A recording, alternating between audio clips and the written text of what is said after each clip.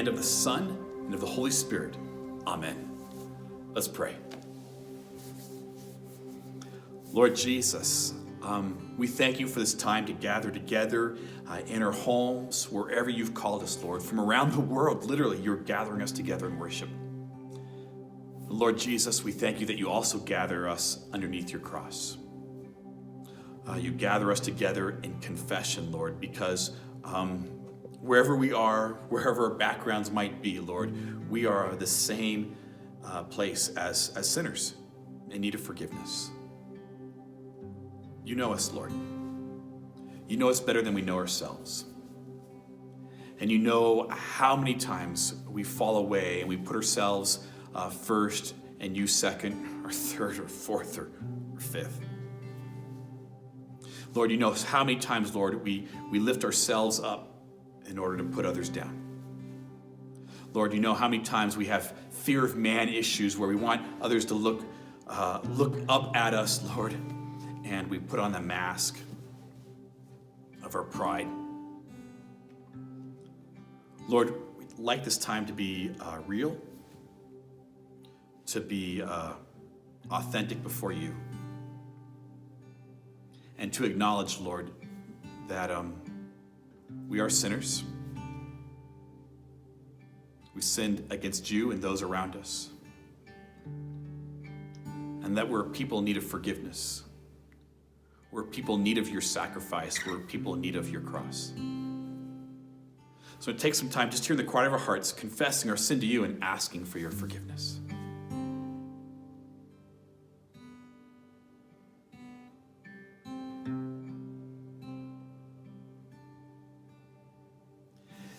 In the name of Jesus Christ, we pray.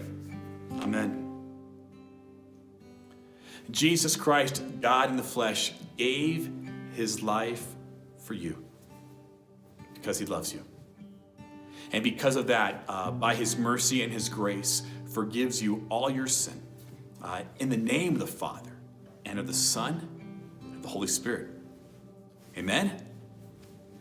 Amen. Let's pray. Lord Jesus, we thank you that you are present, that you are present at this time, in this place, that you are present in our homes, that you are present throughout this quarantine, Lord God. And we ask first for healing. We ask, Lord, that you would heal your world. Second, we ask for your providing, Lord. We ask for daily bread. We are thankful for, Lord, for this time of increased trust in you, increased reliance on you, Lord God. We pray, Lord, that we may not waste this time, but it might be a time of growth, a time of walking with you, Jesus. Lord God, we lift up Leanne's friend. We pray for her, Lord. We ask for healing in her life in every way.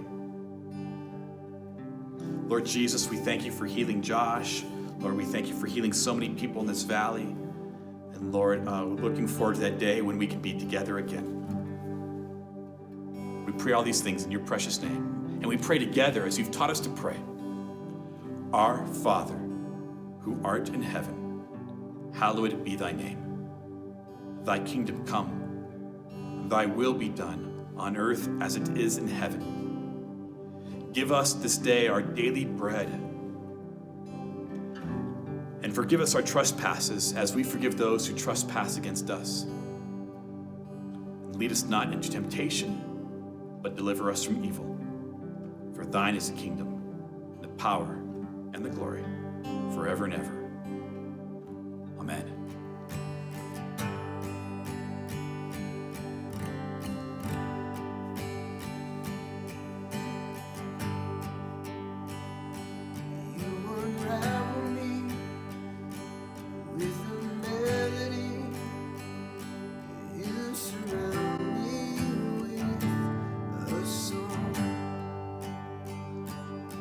Deliverance from my enemies.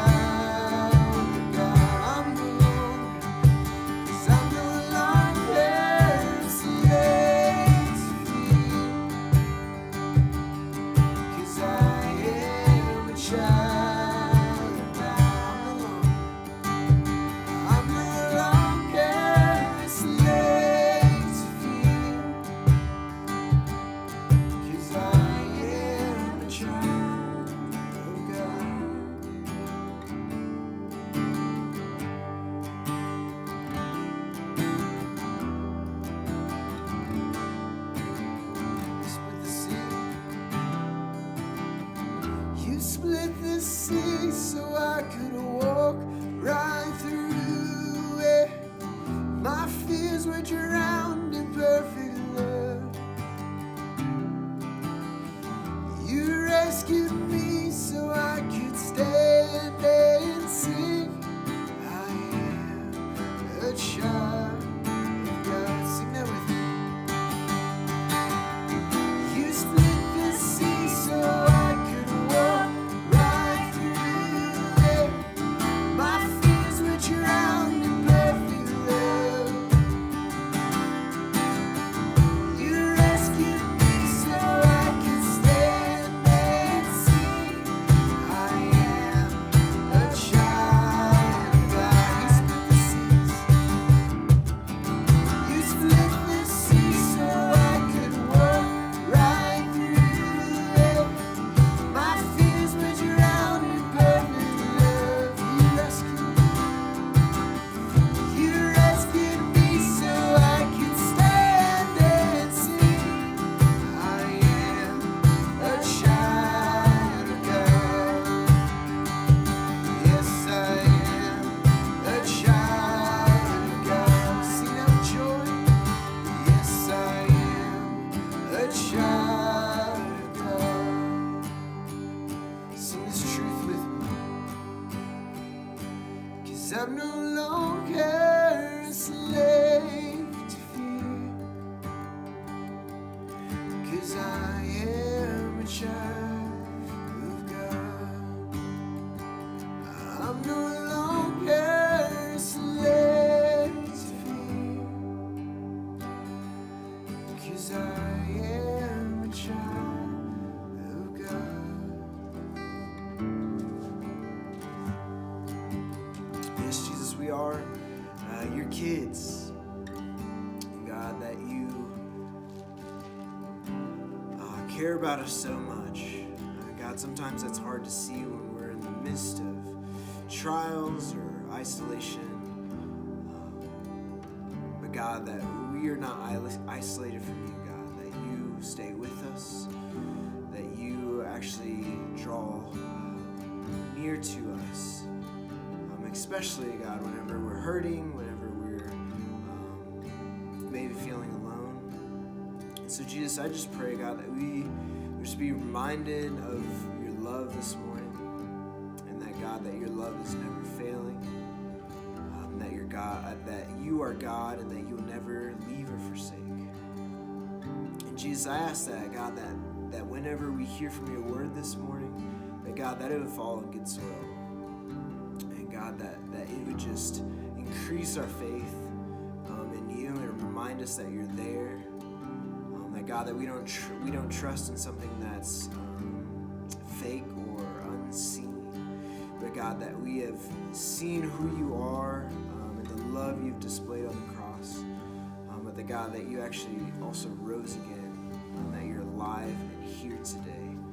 So Jesus, may we trust you this morning. May your word encourage us. God, may we just open our hearts to you. In Jesus' name, amen.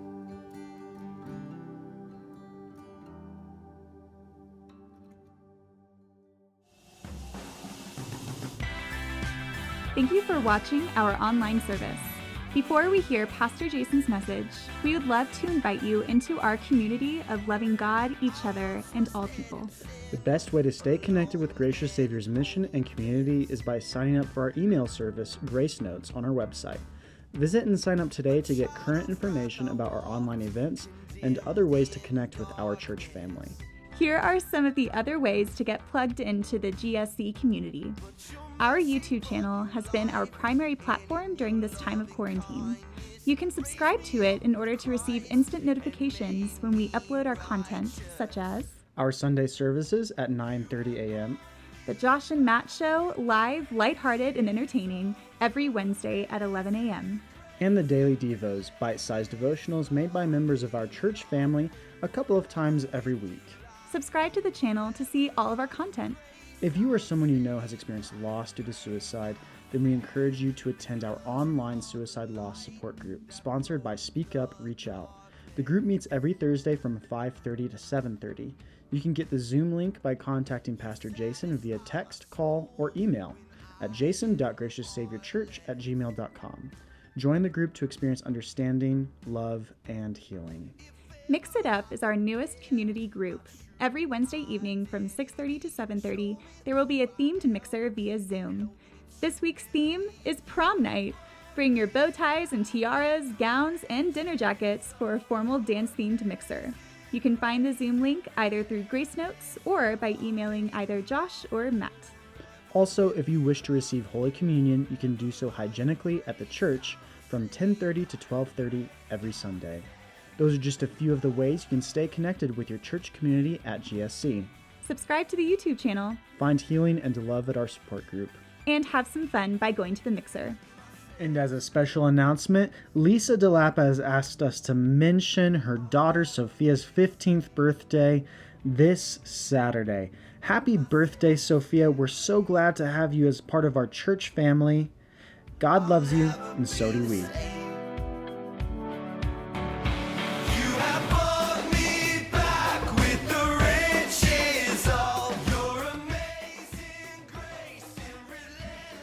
Grace, mercy, and peace to you from God our Father and from our Lord and Savior Jesus Christ. Amen. Amen. We're going to jump right into the text for today. It's from John chapter 21. If you want to pause the video, grab your Bible, that would be awesome because the more time in your word, the more familiar with it, the more fun it is. So John chapter 21 starts off like this. Afterward, Jesus appeared again to his disciples by the Sea of Tiberias. That's the Sea of Galilee. It happened this way. Simon Peter, Thomas, called Didymus, the twin. He was a twin like me. I like Thomas. Nathanael from Cana in Galilee, the sons of Zebedee, and two other disciples were together. I'm going out to fish, Simon Peter told them, and they said, we'll go with you. So they went out and got into the boat, but that night they caught nothing. Early in the morning, Jesus stood on the shore, but the disciples did not realize that it was Jesus. He called out to them, friends, haven't you any fish? No, they answered. He said, throw your net on the right side of the boat and you'll find some. When they did, they were unable to haul the net in because of the large number of fish. Then the disciple whom Jesus loved, that's John, he always refers to himself that way because I don't know why, but it's a great designation, the kid who Jesus loved. He said to Peter, it's the Lord. As soon as Simon Peter heard him say, it's the Lord, Peter wrapped his outer garment around him, for he had taken it off, and jumped into the water. The other disciples followed in the boat, towing the net full of fish, for they were not far from shore, about 100 yards. When they landed, they saw a fire of burning coals there with fish on it and some bread, because Jesus is awesome and he already made them breakfast. Jesus said to them, bring some of the fish you've caught. Simon Peter climbed aboard and dragged the net ashore. It was full of large fish, 153, but even with so many, the net was not torn. Jesus said to them, come and have breakfast. None of the disciples dared ask him, who are you? They knew it was the Lord. Jesus came, took the bread, and gave it to them, and did the same with the fish. This was now the third time Jesus appeared to his disciples after he was raised from the dead. And now this is where it gets really good. When they had finished eating, Jesus said to Simon Peter, Simon, son of John, do you truly love me more than these? Yes, Lord, he said. You know that I love you. And Jesus said, feed my lambs. This is one of my favorite texts in all the Bible. Jesus is on the shore of the Sea of Galilee, a place where Jesus has been with his disciples so many times previously. It's where Peter has grown up. He grew up in Capernaum, right there on the shore. He grew up on the sea as a fisherman. It's where all the formative experiences of Peter's life have been right here. This is where Jesus called Peter to be his disciple. He said, follow me, and Peter did for 3 years. And now Jesus is restoring Peter. He says to Peter, Simon, son of John, do you love me more than these? And by these, Jesus means these other disciples. because previously Jesus is with his disciples. He's celebrating the Lord's Supper. It's the night of his betrayal, the day before his crucifixion. And Jesus says to all the disciples, all of you are going to fall away on account of me. And Peter says, in front of the whole group, in front of everybody, even if these suckers all deny you, I never will. And a few short hours later, Peter denies even knowing Jesus. And so Jesus, after his resurrection, takes Peter aside and says, do you love me more than these?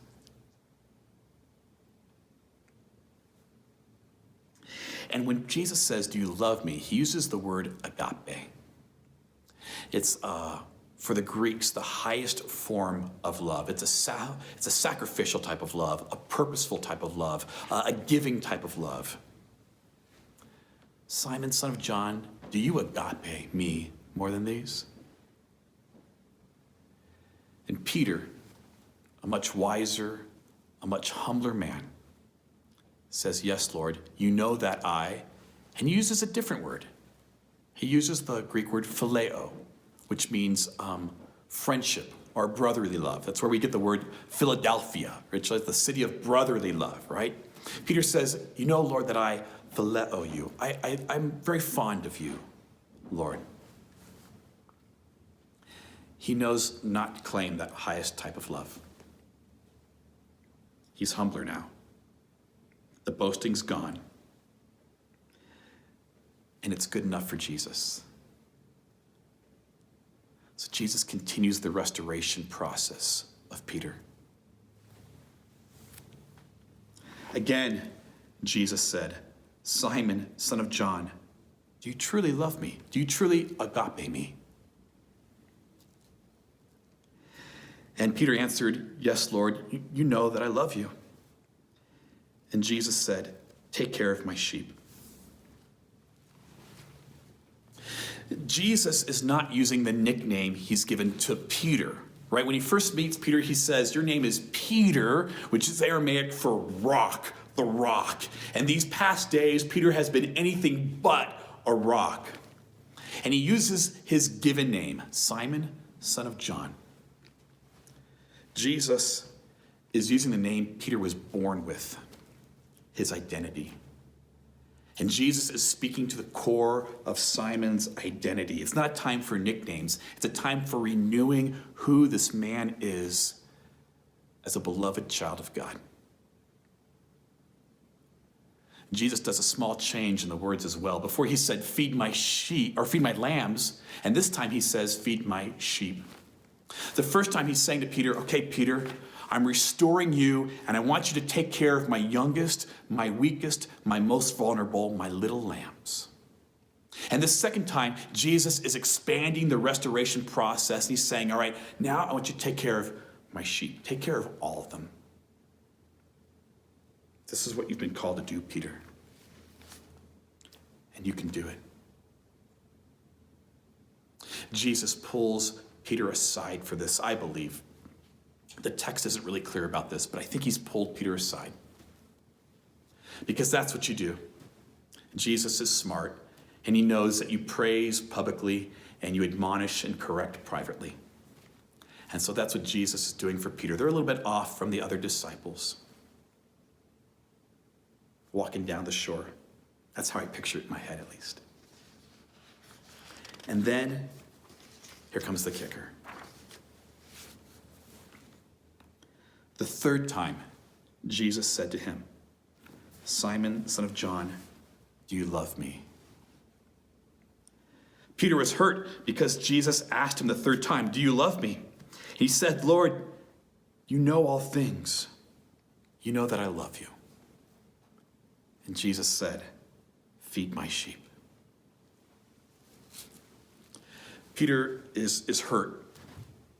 Some translations use the word grieved, but I think it's a better translation because Peter's not hurt at what Jesus is saying. He's not hurt at Jesus' words. He's hurt and grieved at his own previous words, his previous denials.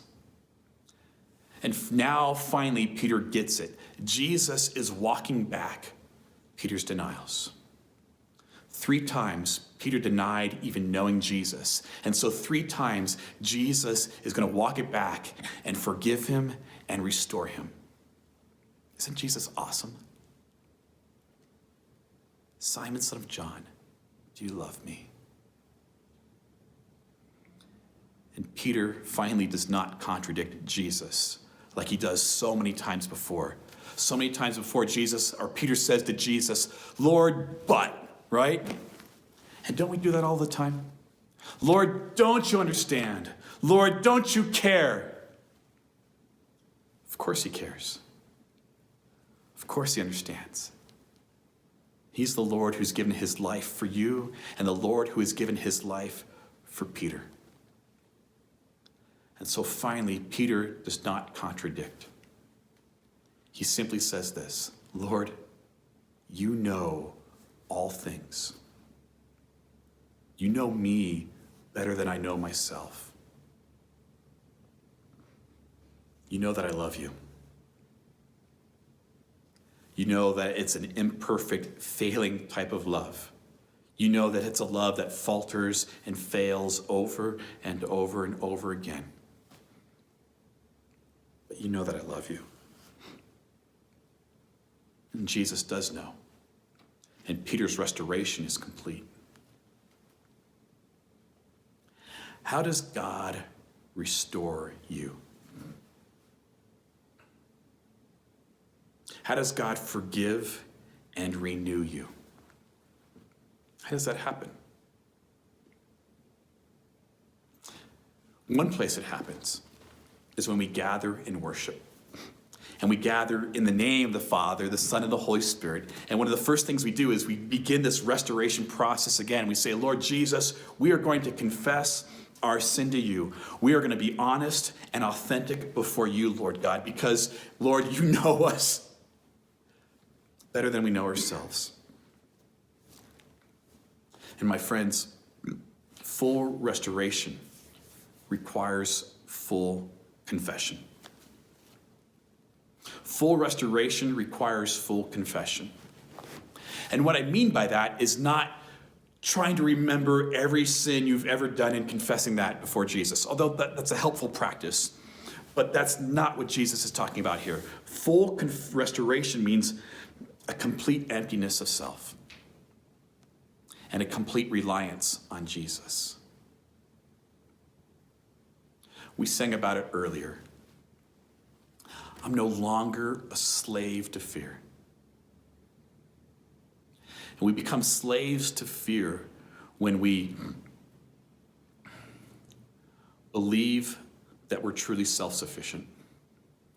We become slaves to fear when we hide parts of ourselves from God. We become slaves to fear when we feel as if our value in life depends on our abilities and our skills and our successes. And when your identity is based on you and what you've accomplished, you will earn a PhD, which results in pride, hypocrisy, or despair. And you'll be a slave to fear. Peter is restored. His identity is found as a beloved child of God, redeemed by a gracious Savior. The Apostle Paul, who killed followers of Jesus and was restored by God, he put it this way in 2 Corinthians chapter 5. Therefore, if anyone is in Christ, the new creation has come.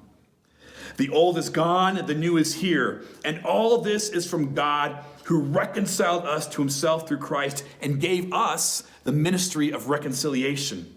That God was reconciling the world to himself in Christ, not counting people's sins against them. And he has committed to us the message of reconciliation. We are therefore Christ's ambassadors, as though God were making his appeal through us. We implore you on Christ's behalf. We beg of you, be reconciled to God.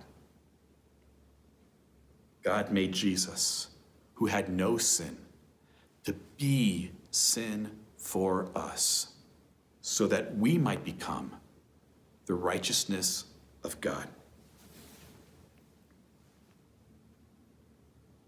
Jesus restores Peter. He restores you and me and invites us to rest, not in what we've done, not to be slaves to our fears, but in our identity as a child of God.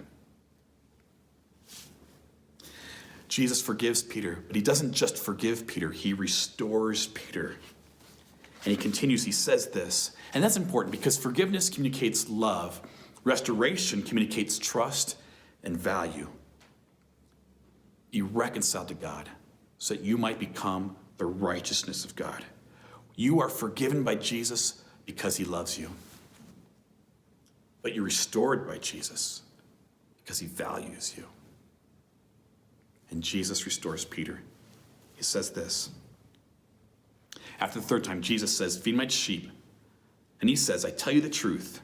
When you were younger, you dressed yourself and you went where you wanted. But when you are old, you will stretch out your hands, and someone else will dress you and lead you where you do not want to go. Jesus said this to indicate the kind of death by which Peter would glorify God. And then he said to him, follow me.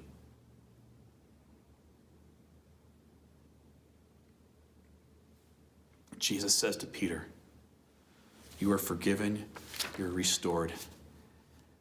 And the death that you wanted is going to happen to you. It's going to happen when you're old, but you will die by crucifixion, just like me. Follow me.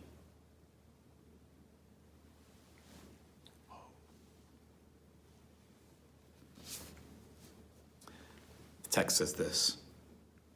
Peter turned and saw that the disciple whom Jesus loved was following them. This is John. This is the one who had leaned back against Jesus at the supper and said, Lord, who's going to betray you? When Peter saw him, he asked, Lord, what about him? And Jesus answered, if I want him to remain alive until I return, what's that to you? You must follow me. Because of this, the rumor has spread among the brothers that this disciple would not die. But Jesus did not say that he would not die. He only said, if I want him to remain alive until I return, what's that to you? This is the disciple who testifies to these things and who wrote them down. We know that his testimony is true. It's powerful stuff. Jesus says to Peter, you are going to receive the honor for which you've requested. And we often read these next words as Peter going, well, wait a minute. If I have to die, what about John? Does he have to die too? It's the wrong way of reading the text. It's completely the opposite. John hears Jesus say to Peter, follow me. And I believe at this moment, John is at the fire going, wait a minute, follow me? That's my cue. We go now. It's time to follow. And John overhears Jesus saying to Peter, you're going to die by crucifixion. You're the honor that you requested, you're going to receive. And Peter says, will he get the same honor as well? Will my friend John get the same honor that I am going to receive? Will he also have the privilege of dying for you, Jesus? That's how we're supposed to read the text. Dietrich Bonhoeffer said it this way. Dietrich Bonhoeffer, he was a pastor in Germany during World War II, during Nazi Germany. And he became a spy and took part in a plot to assassinate Hitler. Dietrich Bonhoeffer wrote this. He said, when God calls a man, he bids him to come and die. My friends, some of you are sitting at home. Some of you are not working. And the reason you're not working is because someone else has told you that you are not essential. This is wrong. You're essential. Every single one of you. Jesus gave his life for you. Jesus Christ forgives you, and restores you so that you might have lives of purpose and meaning and honor. What sacrifice has God called you to make?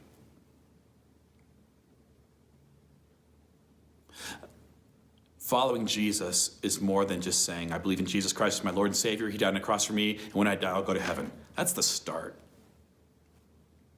But it's so much bigger than that. To what sacrifice, what honor has Jesus called you to make? Not because you have to.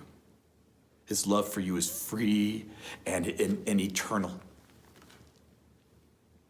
But you are essential. And you do have a purpose.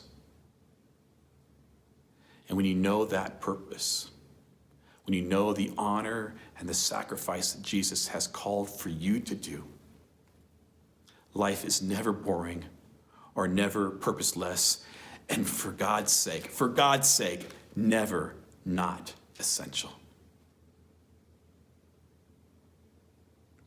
Jesus restores Peter. He's restored you. What's next? Let's pray. Lord God, thank you for your life for us. Help us live our lives for you. Help us to know the honor to which you have called us. And may we failingly stumble towards that honor because of your incredible love. And may we rest in your amazing grace. Amen.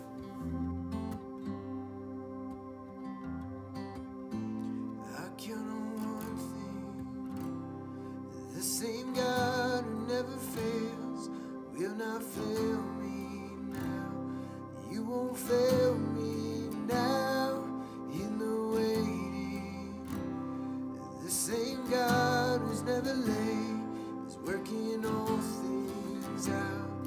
You're working all things out.